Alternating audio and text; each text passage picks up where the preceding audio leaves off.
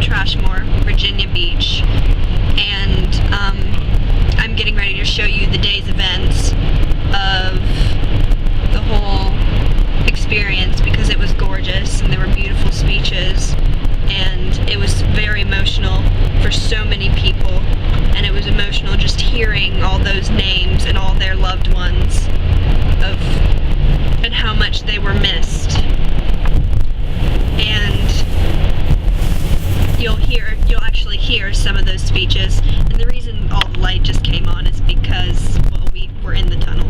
Guys, again, I'm on the quilt now. We're still waiting for the walk to begin. It starts at 10:30, and it's around 9 now, so it starts at 10:30 and lasts until 11:30, and then they have the picnic afterwards. And right now what you're hearing in the background is the band playing. Well, actually it's the radio. They'll have a band a little bit later. But I might be too close to my face right now, so you might just be able to hear my voice, but I'm going to upload this either way. So I'm going to put a picture of the quilt right here, and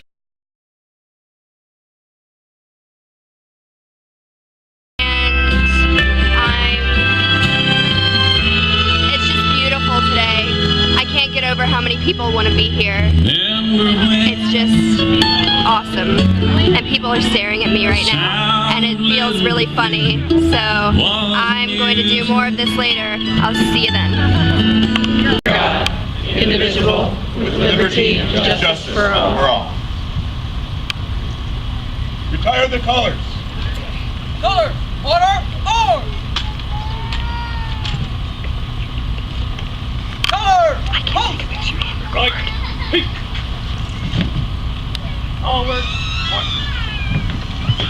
And she's presenting this letter to us. Good morning. The Senator sends his regards and sent a letter that starts, "Dear friends, I'm pleased to extend my warmest greetings to all who are gathered for the 6th annual Out of the Darkness Community Walk." He goes on to talk about how he recognizes and supports your mission, and concludes by saying, "On this important occasion, I'm very pleased to join with your family, friends, and community in wishing you the very best for a successful and fulfilling walk." Mark R. Warner, United States Senator. Thanks. Thank you. So, I join Tom Shad, Chief Cervera, and our Senator Warner in welcoming you this morning. It's so good to have you here. And I welcome you on behalf of the Hampton Road Survivors of Suicide Support Group. This is a support group that I did start over 23 years ago for people who have lost a loved one to suicide. That's the local sponsor, and the national sponsor is the American Foundation for Suicide Prevention. They're our nation's leading nonprofit organization exclusively dedicated to prevent suicide. They're our experts. I thank everyone for being here, and that includes our civilian as well as our military. You know, both of them have been so responsive to the cause of bringing the disease of depression and the tragedy of suicide out of the darkness into the light. We're especially wanting to be mindful and supportive of our military because we all know this is the anniversary weekend. So we're so pleased that this year, a second year now, all 5 military branches are involved. And you can see their presence in the Joint Service Color Guard. They make me stand up straighter. You can see their presence in the groups that are walking, and also this year in the clinical support. Over in the shelter on the right-hand side by the food, I put it by the food there for you on purpose, we have 22 clinicians, 16 are civilians, 6 are military, 3 from the Navy who serve the Coast Guard, the Marines, and the Navy.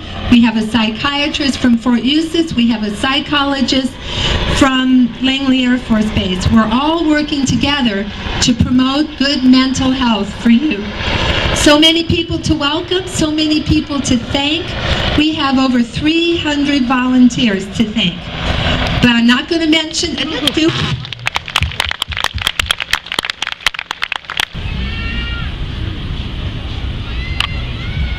Hello, my name is Destiny Begley, and I personally know about both depression and suicide. I know what you're going through. I had a very close friend commit suicide at a very young age of 12. She hung herself in her bedroom closet.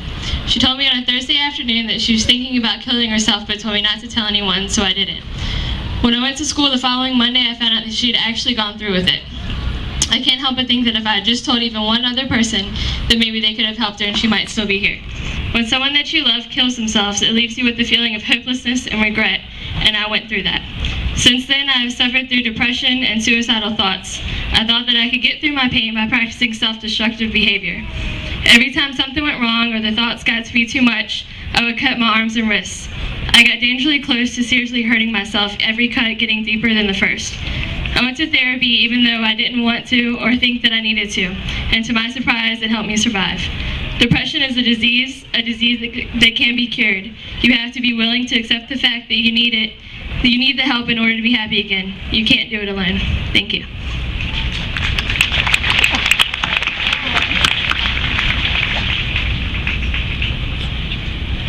Good morning. My name is Richard Wentz, and to borrow a line from country music singer Keith Urban, it sure feels good to finally feel the way that I do. There was, however, a period in my life that this wasn't always true, as I struggled for years with depression and anxiety. During this dark period in my life and being a man, I fought depression alone, because that's what we men do. We don't stop and ask for directions when we're lost. We surely don't go and ask for help or sit down and talk to anyone about our problems. Men can beat anything, and regardless of all the suggestions and advice we get from others to get help, we refuse because we think we don't need help. So I went about my life being a man and trying to conquer this disease on my own and all from within, which I'm here today to say is the wrong way. It wasn't until my wife left for me on the kitchen table an article entitled Men and Depression that I began to take a look at myself from the outside. I saw the effects my depression was having, not just on me, but those around me. As I read the article, I found myself identifying with the person who the article said is suffering from the disease of depression.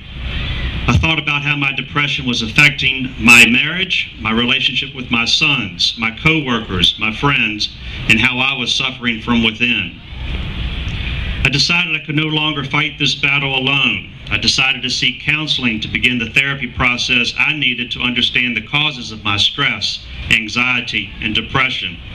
I began to learn more about me, my strengths, my weaknesses, and how to better cope with the day-to-day stresses of life. I also began taking medication to correct the chemical imbalance that was not allowing me to simply be me. I began to exercise to release the stress, to build my strength back up, and to raise my self-esteem. I began to look to God for help, guidance, and inner peace. Over time, and because of these four things, therapy, medication, exercise, and faith, I began to emerge from the shadows of the darkness into the brightness of a new day, a new beginning, and a new life. Today I'm more confident in myself and my abilities. I'm more optimistic about my life and life in general. I'm a much better person to be around, and I know I'm happier because people tell me I smile more. And so I'm here today to say to you, if you or someone you know is struggling with the disease of depression, there is hope, there is treatment, there is a better way to live. There are mental health professionals here today to assist you or educate you on how to get help for yourself or someone you care about. You don't have to fight depression alone.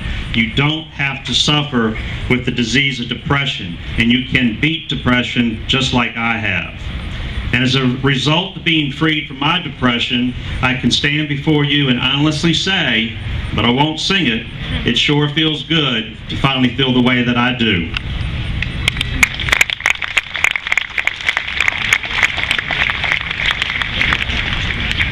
Good morning. My name is Lisa Marie. My husband Matt took his own life. I met my husband because he saw a picture of me in my company's brochure and he wanted to meet me. He signed up for a class I taught, although he had taken the class previously somewhere else. We hit it off instantly, we fell in love quickly and married soon after. Over the next 13 years, we began a family, and the two of us became 7. Although life moved forward and there were some wonderful times, there was an underlying tone of sadness and distance in my husband. On a sunny Friday morning in June, after a particularly down week, my husband got out of bed, picked up a small bag off of our living room mantel, walked past me and the children and back to our bedroom. Almost immediately, I heard a loud pop, which I remember thinking for a split second was a light bulb exploding. In the seconds it took me to get to him, I realized it was a gunshot.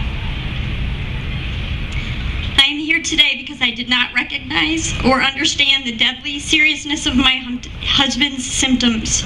I believe if my husband had gotten the proper help, he would be here today and my children would have their dad. Part of our healthy grieving is being involved with this walk. We've had to learn with some counseling to walk through the grief and how to move forward in a healthy way with Matt always in our hearts.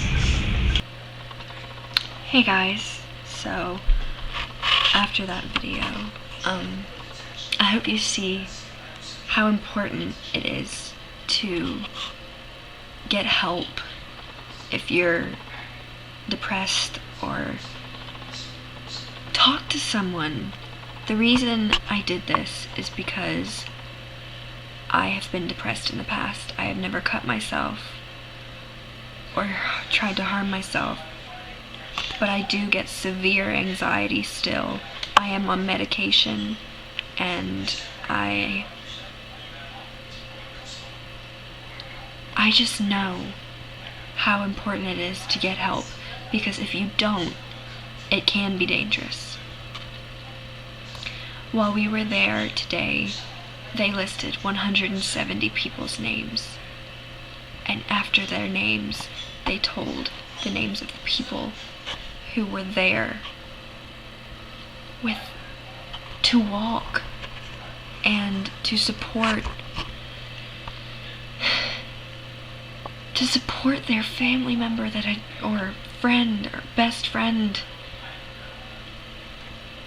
One of the reasons that suicide also affects me is that my kindergarten teacher committed suicide and wrote me a letter telling me that she loved me and that she was sorry and that she was going to miss me and that I was one of the greatest kids she'd ever known.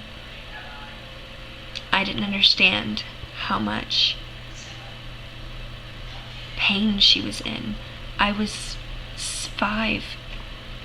All I knew was I saw a teacher every day, and I loved her very much. She was one of the greatest people I'd known in my young life.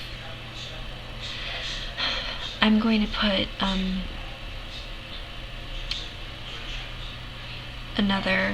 going to put a couple links in the description below just to tell you how important getting help is. Don't be ashamed to get help. You may need to. And don't be afraid to talk to people.